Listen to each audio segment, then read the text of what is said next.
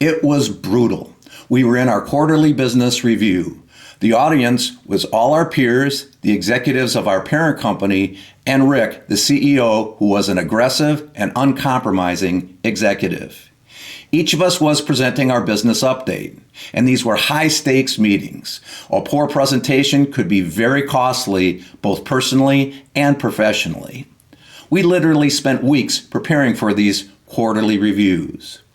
John, the aftermarket manager, was presenting. He made it to his second slide, and Rick jumped in and said, "I've heard enough. Stop telling us about what you've done and start telling us about what you will be doing to win. You're wasting our time, John." John was devastated, and seeing our peer dressed down in public was horrible for all of us. John sat back down. Next up. Hi, I'm Phil Coerper, Managing Director of Ringling Business Solutions. In this episode of the CEO's Field Manual, we'll discuss why dressing down a manager in public is a mistake. Except, it works every time. If you've ever been on the receiving end of your boss calling you out in public, you probably still remember it vividly. Saying it sucks is an understatement. In this episode, I'll go over several examples where I was that boss. Some I planned to call out the executive, and others were spontaneous. In each case, I usually regretted that action after it occurred. Yes, it sucks for the boss too. I would think to myself, there had to be a better way to drive behavioral change. You be the judge in these examples. First, a plan dress down that worked. I'm the CEO in a private equity sponsored company. This was a very hands-on PE firm, so my entire management team presented during a full-day monthly review. Each executive would present their area of business. These were grueling days with a everything gets challenged PE sponsored. Tony was the plant manager of one of our 4 facilities. I hired him about a year earlier and was committed to helping him win. His first year, though, was disappointing. He was slow in implementing change, a topic we were managing together with weekly goals, and me being a bit more hands-on myself. He also was just not buttoned down at these review meetings in front of our owners. Worse yet, when challenged, he got whiny and excuse-driven, explaining the difficulty of the task rather than what we would do to hit the target. I had discussed this with him on several occasions. He had not heard me, or in fairness, I had not been clear enough. This last point is the key one, where I would also wonder, first of all, did I do my job? Communication is a two-way street. As the CEO, it was my job to make sure it was understood in both directions. Anyway, Tony's presentation was as excuse-laden as ever, and I had planned to call him out if this occurred. I asked all the executives to take a break and leave the room, except Tony and Steve, my PE sponsor.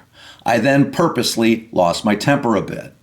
What the F, Tony? Enough of the excuses. Every meeting, it's the same BS from you. You whine and complain instead of leading and driving results. It was a pointed and direct dress-down rant. Tony's face reddened, and he was looking down at his shoes. My dad had once said to me, "Don't look down at your shoes for answers, Phil. You won't find them there." But I refrained from saying this. Tony was hit hard enough as is. I did not give him a chance to respond and dismissed him to take a break with the other executives. Steve, who was surprised at this out-of-character action by me, said, "Well, he'll either quit or change, that's for sure. Are you prepared for either outcome?"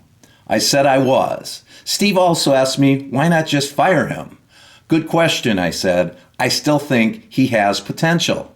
This was a final attempt before I moved to those options.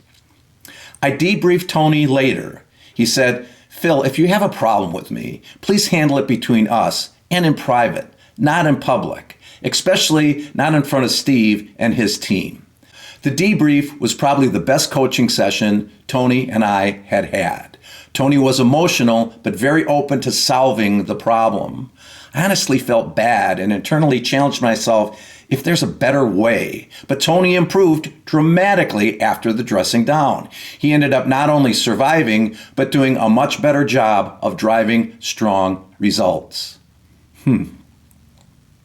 Over the years, I perfected several versions of my What the F rant. It was based on the don't confuse traveling with arriving concept you may remember from an earlier episode. But I directed the rant at us. We need to focus on results, not reasons. We need to up our game and knock down barriers. This was most effective when I was part of the problem, almost like calling myself out. I once probably went a bit too far on this, and an executive of mine tried to pump me up after the meeting, telling me I was a very good leader. On the way home, I smiled and thought, okay, Phil, you probably overcooked the gumbo this time. It was rare and unusual that I singled out someone in public, but occasionally I did. Here's a second example. In this case, Chad, an executive, was very close to the owner and identified as untouchable when I took the job. My outburst in this case was spontaneous. Chad was not only untouchable, but frankly kind of an ass. He was competent though, and a very hard worker. He also had a strong backbone and did not shy away from direct conversations or even conflict. Now, Chad felt underappreciated, and based on his history with the firm, he had some points there. Anyway, if we could tolerate his ego and occasional bad manners, he drove results. Now, I had met with him many times on his personal treatment of others in our executive meetings. He also sometimes showed up and purposely blew up the meeting before we even got started. On the did I do my job front, I had discussed the impact of his behavior often with him. It had not been effective.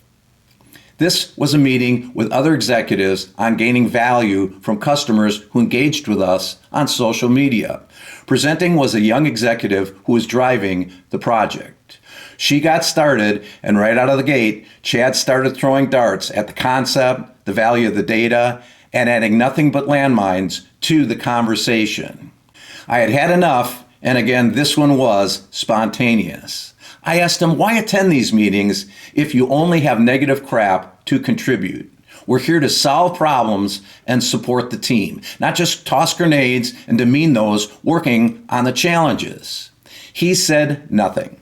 After the meeting, I stopped into Chad's office, and boy, he was not happy. I got a similar response to what I'd gotten from Tony years earlier. If you have a problem with me, handle it between us and in private, not in public, and especially not in front of other executives.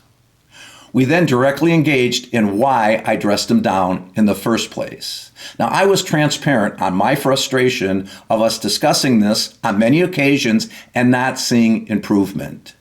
Chad ended up committing to playing nicer with the team. Now, this may not sound like much, but it was as close to him accepting critical input as I had gotten.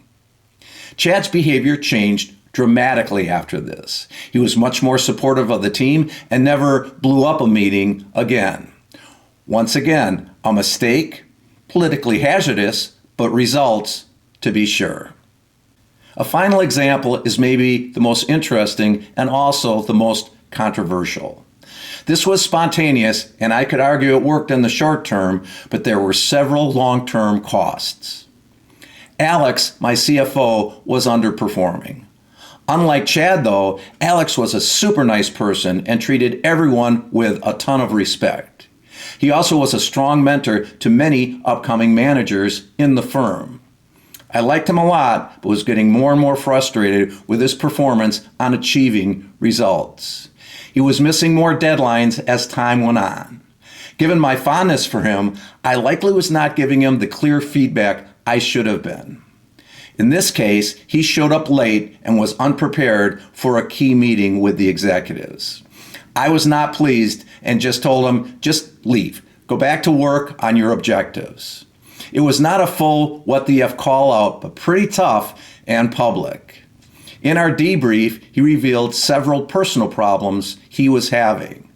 I was empathetic, but also had to hold my ground. We all have times of challenge. As CEO and CFO, we still have to deliver on our promises. Now, he dramatically improved his focus and performance after this, and I was really glad to see he was doing better. However, a few months later, Alex resigned.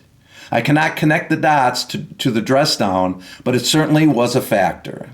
I ended up with probably an upgrade at CFO, but will always challenge myself how I managed this good person who may have just needed more support. After that, if I had an executive who was underperforming, I first tried to get information on what was going on with them, both professionally and personally. It reinforced that often the behavior is a symptom, not the problem. In Alex's case, did the dress down work? I guess, for a minute, but it did not solve a more fundamental issue, which needs to be added to the lessons here. Back to the opening story. It's our next quarterly review in front of Rick, the CEO, his executive team, and our peers. John, the aftermarket business manager, was beginning his presentation again. His first slides focused on what he was planning to do in the coming months and quarters to grow the aftermarket business. Rick quickly interrupted again, saying, "You're wasting our time. We need to see results, not promises of what you may do in the future." John was in a true no-win situation. This time, he did not look defeated, though, just resigned to his fate. A few weeks later, John was no longer with the company. Now, in this case, the dress down got the desired effect, I guess, but did not solve the fundamental issue. Rick wanted an upgrade at the position. This was just a really lousy way to go about it.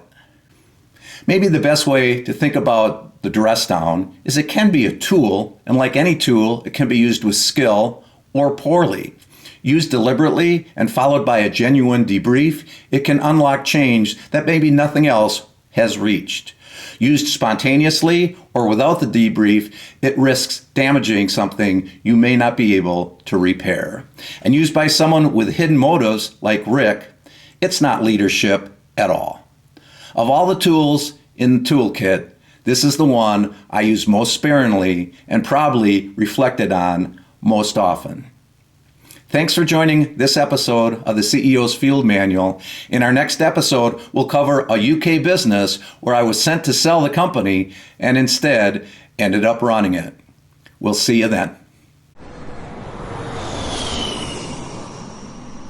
Thanks, everybody.